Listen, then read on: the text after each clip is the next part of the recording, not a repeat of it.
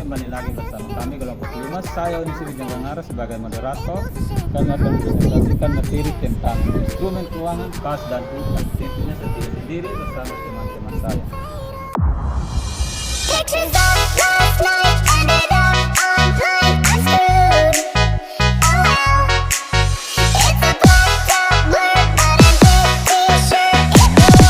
You should have thought that we met. Yeah, we did some tabletops and we took too many shots. Think we kissed, but I forgot. Yeah, we maxed our credit cards and we kicked out of the bar, so we hit the boulevard. We would sleep. Yang berikut definisi piutang. Secara umum, piutang adalah tagihan yang wajib dilunasi oleh pembeli. Dengan kata lain, tagihan tersebut merupakan hak yang dapat diklaim oleh individu, perusahaan, organisasi dari adanya transaksi secara kredit. Definisi piutang dalam dunia akuntansi adalah yang dimaksud dengan piutang usaha atau dagang, yakni aktiva lancar pada sebuah perusahaan karena adanya transaksi penjualan berupa barang atau jasa kepada suatu pihak. Pada transaksi yang ada, pembayaran dilakukan secara kredit atau belum lunas. Jadi baik, saya akan menjelaskan tentang piutang dagang. Piutang dagang adalah piutang atau tagihan yang timbul dari penjualan kredit, barang atau jasa dalam suatu perusahaan atau organisasi yang merupakan usaha pokok perusahaan atau semua pelanggan untuk barang atau layanan jasa yang disampaikan secara kredit. Piutang dagang biasanya tidak dinyatakan dalam suatu perjanjian khusus sebagaimana tagihan lain. Dengan demikian, pelunasan piutang dagang kurang terjamin, juga sukar untuk dipindahkan dan diperjualbelikan. Berikut adalah piutang wesel. Piutang wesel merupakan janji tertulis yang dibuat oleh pihak debitor atau yang berutang kepada pihak kreditor atau yang memberi uang untuk membayar sejumlah uang seperti yang tertera dalam surat janji tersebut pada waktu yang telah ditentukan di masa yang akan datang. Jangka waktu piutang wesel pada umumnya paling sedikit 60 hari. Piutang wesel ini bisa dinamakan surat aksep atau surat sanggup. Wesel dapat bersifat jangka pendek ataupun jangka panjang. Wesel dapat digolongkan menjadi dua jenis, yaitu yang pertama, wesel tagih berbunga atau interest bearing notes. Wesel ini ditulis sebagai perjanjian untuk membayar pokok atau jumlah nominal serta ditambahkan dengan bunga yang terhutang pada tingkat khusus. Yang kedua, wesel tagih tanpa bunga. Pada wesel tagih tanpa bunga tidak dicantumkan pada bunga, akan tetapi jumlah nominalnya meliputi beban bunga. Piutang wesel dapat dipindah tangankan dan ada yang tidak dapat dipindah tangankan. Jika wesel dapat dipindah tangankan, artinya adalah yang membuat wesel akan membayar pada orang atau badan yang memegang wesel tersebut. Akan masuk pada materi yang kedua adalah pengakuan piutang dagang. Masalah pengakuan piutang dagang meliputi dua masalah pokok, yaitu kapan piutang diakui. Piutang diakui saat terjadi pemindahan hak atau sere terima atas barang yang dijual antara penjual dan pembeli. Yang kedua, berapa nilai piutang dagang yang diakui. Piutang dagang diakui berdasarkan nilai tukar, yaitu nilai yang akan dibayar oleh debitur saat yang telah ditentukan dalam masalah. Yang perlu diperhatikan adalah trade discount dan sale discount. Pengakuan piutang wesel. Suatu piutang wesel mungkin timbul dari tiga bagian, yaitu bersamaan dengan transaksi penjualan. Yang kedua, pembeli pinjaman uang. Yang ketiga, karena perubahan dari piutang dagang ke piutang wesel. Halo teman-teman semua, perkenalkan nama lengkap saya Nilu Ayu Lestari Jessica Budiarta, biasa dipanggil Jessica. Saya dari kelas 3A D4 Akuntansi Sektor Publik. Di sini saya akan membawakan materi tentang penilaian piutang dagang dan penilaian piutang wesel. Oke, baik. Di sini saya akan menjelaskan tentang penilaian piutang dagang. Penilaian piutang dagang apabila piutang dagang dicatat dalam pembukuan. Selanjutnya, bagaimana melaporkan piutang dagang dalam neraca. Menurut prinsip akuntansi Indonesia, piutang dagang harus dicatat dan dilaporkan sebesar nilai kas atau neto yang bisa direalisasi, yaitu jumlah kas bersih yang diperkirakan dapat diterima. Penilaian ini mengatur bahwa piutang dinyatakan sebesar jumlah bruto tagihan dikurangi dengan taksiran jumlah yang tidak dapat diterima. Yang berikut saya akan menjelaskan tentang penilaian piutang wesel. Penilaian piutang wesel seperti piutang dagang, piutang wesel juga harus dilaporkan menurut nilai kas atau neto yang bisa direalisasi. Rekening cadangan untuk piutang wesel adalah rekening cadangan kerugian piutang. Jumlah piutang wesel yang tidak dapat diterima pelunasannya dapat ditaksir dengan menggunakan metode persentase penjualan maupun dengan metode umur piutang. Oke, baik. Berikutnya saya akan membahas mengenai hilda materi. Jadi, deposisi piutang usaha dan piutang wesel mengacu pada proses mencatat piutang yang dimiliki oleh suatu perusahaan dalam laporan keuangan. Deposisi ini penting untuk memantau piutang yang belum dibayar dan mengukur likuiditas perusahaan.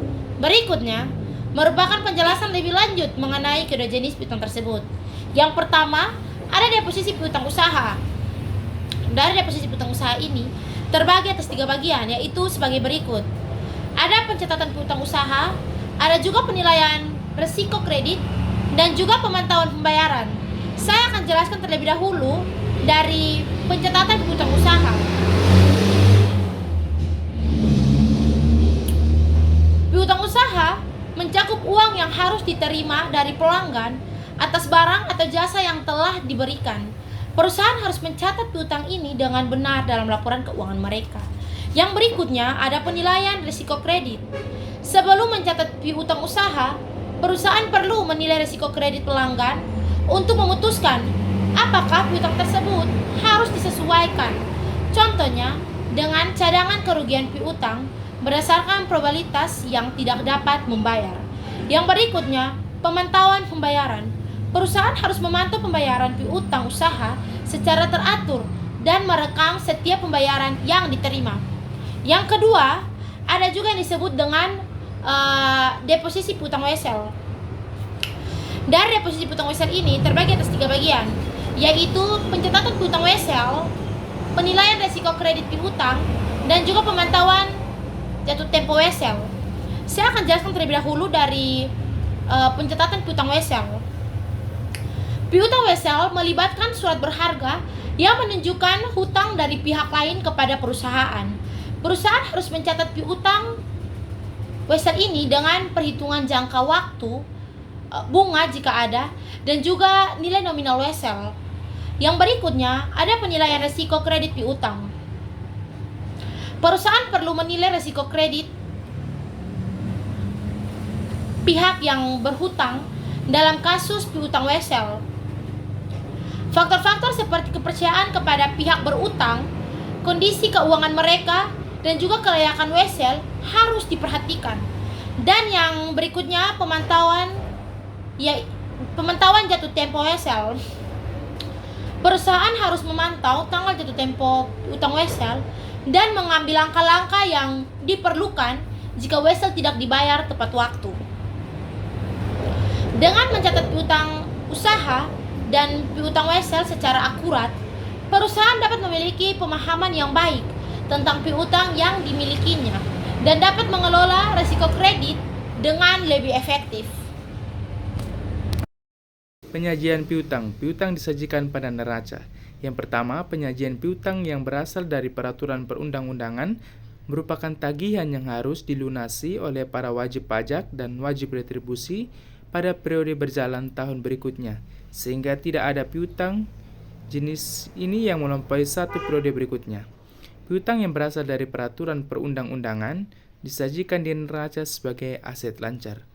Yang kedua, dalam penyajian neraca, Untuk piutang jangka panjang dapat dibedakan bagian lancar piutang jangka panjang dan piutang jangka panjang. Piutang yang diharapkan pengembaliannya dalam 12 bulan setelah tanggal neraca dikelompokkan pada aset lancar lainnya. Yang ketiga, untuk piutang yang tertunggak tetap disajikan sebagai piutang pada aset lancar dengan mengasumsikan bahwa piutang yang tertunggak tersebut diharapkan pembayarannya dalam 12 bulan setelah tanggal neraca dan dilakukan penyisihan sesuai dengan umur piutangnya.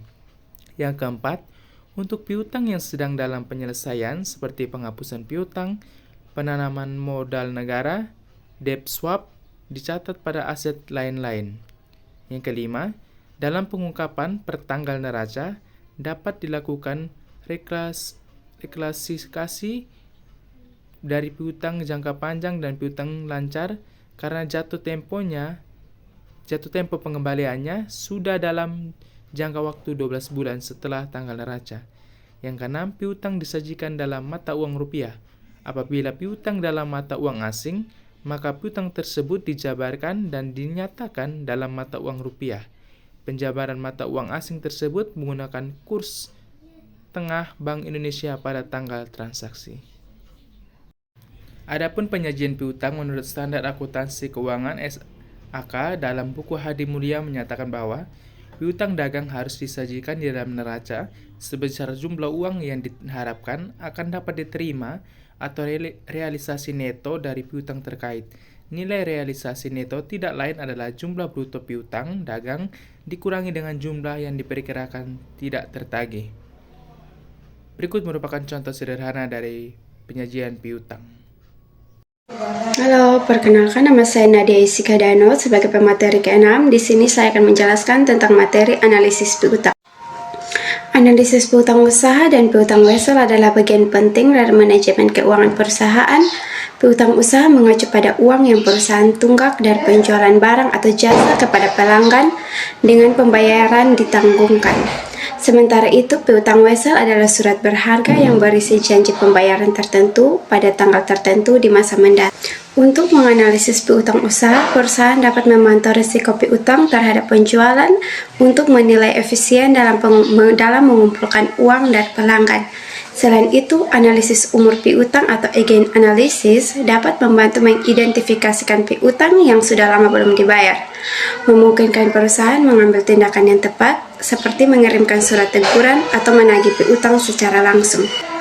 Sementara itu, dalam menganalisis piutang wesel, perusahaan perlu memeriksa keabsahan wesel, jangka waktu pembayaran, dan memastikan bahwa piutang tersebut direkam dengan benar dalam laporan keuangan. Dalam kedua kasus, manajemen yang efektif dari piutang dapat membantu perusahaan mengoptimalkan kas dan mengurangi risiko kredit yang tidak diinginkan. Oke, baik, kita akan masuk pada kesimpulan.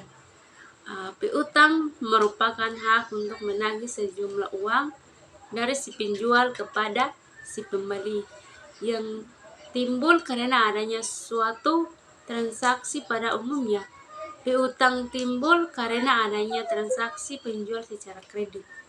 Terdapat dua jenis piutang, yaitu piutang dagang dan piutang wesel. Piutang dagang adalah jumlah uang yang harus dibayar oleh si pembeli kepada perusahaan. Piutang dagang umumnya berjangka waktu karena dari 1 tahun.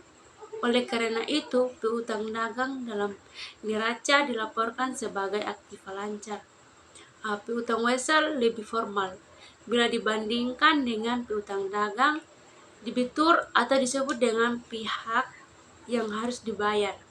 Dalam piutang wesel membuat satu janji tersebut kepada kredit untuk membayar sejumlah uang yang tercantum dalam surat janji tersebut pada waktu tertentu di masa yang akan datang.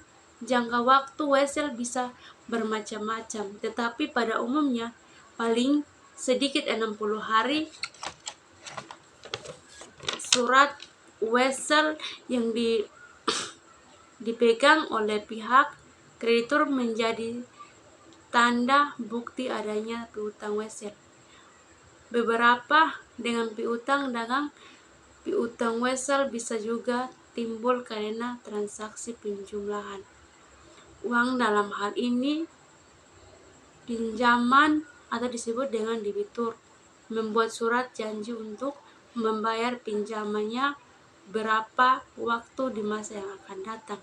Sekian dan terima kasih. Sekian presentasi dari kelompok kami. Semoga video ini dapat bermanfaat untuk kita semua. Terima kasih. See you.